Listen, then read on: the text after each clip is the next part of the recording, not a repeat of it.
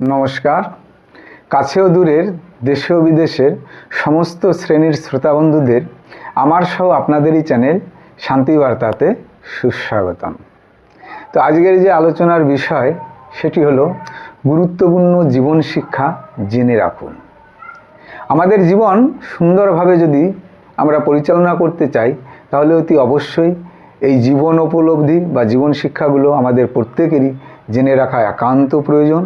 তো সেগুলি এক এক করে তুলে ধরার চেষ্টা করছি। জানতে হলে ভিডিও শেষ পর্যন্ত কিন্তু সঙ্গে থাকতে হবে। তাহলে এক নম্বরে যেটি বলতে চাইছি সেটি হলো কখনোই তর্কের জেতার চেষ্টা করবেন না। তর্কে জেতার থেকে চুপ থাকুন ও বেশি শক্তিশালী হয়ে উঠুন। আপনি যদি অহেতুক তর্কে জিতেও যান তাহলে কি হাসিল খারাপ হয়ে যাবেন। তর্কে জিতে কোনো লাভ নেই। অহেতুক আপনার সময় বা শক্তি বা এনার্জি এই তিনটেই আপনার নষ্ট হবে। সুতরাং তর্কে জেতার থেকে আপনি চুপ থাকুন, তাহলেই আপনি ভেতরে ভেতরে শক্তিশালী হয়ে উঠতে পারবেন। দু নম্বরে, একবার যদি আপনি কোনো কারণে কোনো বিষয়ে কারো কাছে বিশ্বাস ভঙ্গ করে ফেলেন তাহলে শত ক্ষমা চেয়েও কিন্তু ওই বিশ্বাস আর অর্জন করতে পারবেন না। সুতরাং সংসার বা সমাজ সংসারে বা কর্মক্ষেত্রে বা বিশেষ করে প্রিয়জনদের সঙ্গে এমন কোনো কর্মে নিজেকে নিয়োজিত করবেন না যাতে আপনার বিশ্বাস ভঙ্গ হয় এবং সারা জীবন তার জন্য আপনাকে সেই মাসুল দিতে হতে থাকে। একবার বিশ্বাস যদি ভঙ্গ হয়ে যায়, পৃথিবীর কোনো শক্তি দিয়ে আপনি সেই ভঙ্গ বিশ্বাসকে পূর্ণ করতে পারবেন না। সুতরাং এমন কোনো কাজ করবেন না যাতে কারো প্রতি আপনার বিশ্বাস ভঙ্গ হয়। 3 নম্বরে যে বিষয়টি বলবো সেটা হচ্ছে নিজের খারাপ আচরণগুলি সর্বসময়ে নিয়ন্ত্রণে রাখুন। সামনে সমালোচনা থেকে দূরে থাকুন। হতে পারে আপনার ভেতরে কোনো খারাপ অভ্যাস আছে, সেটা কিন্তু নিজের ভেতরে নিয়ন্ত্রণে রাখতে হবে এবং কোনো ক্ষেত্রেই জনসমক্ষে, সেটা হতে পারে বন্ধুবান্ধব বা নিকটাত্মীয়ের সামনে, সেগুলো কিন্তু সমালোচনা করবেন না।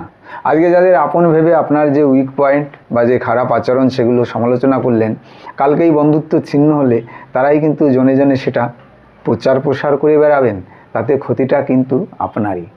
সুতরাং নিজের যে খারাপ আচরণ সম্পূর্ণরূপে আপনার মধ্যেই সেটা নিয়ন্ত্রণে রাখবেন এবং সমালোচনা করবেন না। 4 নম্বরে যেটি বললো সেটি হলো আপনি নিজে সৎ থাকবেন।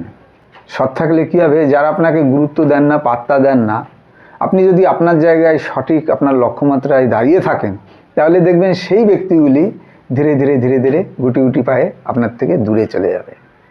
কেননা তারা অসৎ ছিল, আপনি সৎ, আপনার সঙ্গে তাদের ঠিক খাপ খাইয়ে তারা চলতে পারবে না, তারা নিজেরাই নিজেদের গুটিয়ে নেবে। সবসময় সৎ চিন্তাধারা, সৎ পথে এবং সদ্বাক্য প্রয়োগ করার চেষ্টা করবেন। এগুলি জীবন শিক্ষা। 5 নম্বরে যে বিষয়টি বলবো, ভালো চেহারা নয়, ভালো ব্যবহার আর ভালো কর্মই কিন্তু দীর্ঘস্থায়িত্ব পায়। সমাজে দেখবেন যারা নামি দামি প্রতিষ্ঠিত, তারা কিন্তু শুধু চেহারা দেখেই নয়, চেহারা দিয়ে নয়, তাদের কর্মদক্ষতার মাধ্যমে, কর্মকাণ্ডের মাধ্যমেই কিন্তু আজকে পরিচিতি পেয়েছেন।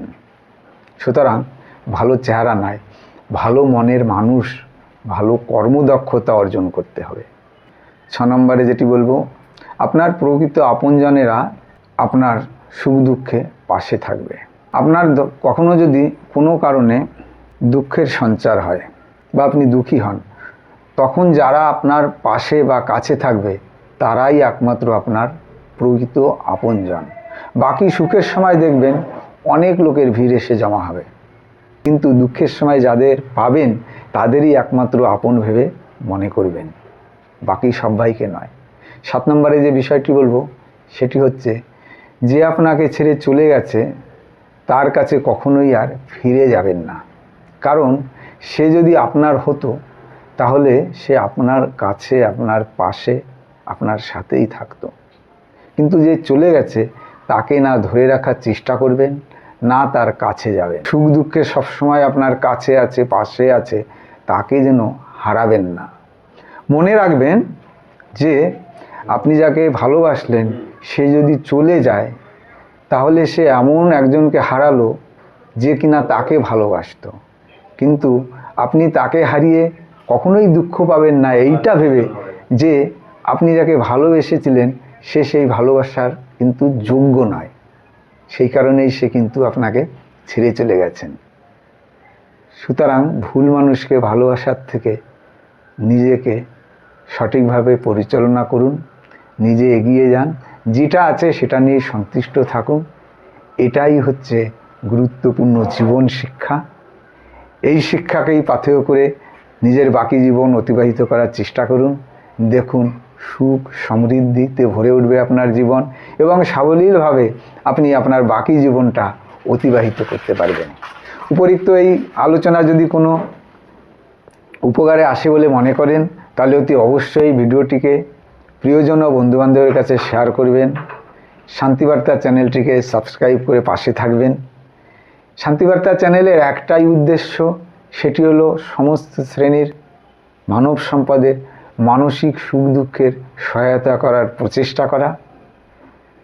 সুতরাং এই চ্যানেলকে এগিয়ে নিয়ে যাওয়ার দায়িত্ব সম্পূর্ণ আপনাদের হাতে। আসুন আপনারা সবাই এগিয়ে আসুন, কাছে ও পাশে থেকে চ্যানেলটিকে বেশি বেশি করে সাবস্ক্রাইব করে, শেয়ার করে, লাইক করে আপনাদের মূল্যবান বক্তব্য কমেন্টের মাধ্যমে আমার কাছে পৌঁছে দিয়ে আপনারা চ্যানেলটিকে দীর্ঘায়িত করুন। সবাই অনেক ভালো থাকবেন, সুস্থ থাকবেন, হাসি আনন্দে ভরে উঠুক সবার হৃদয়, এই প্রার্থনা করে এখানেই শেষ করব। নমস্কার।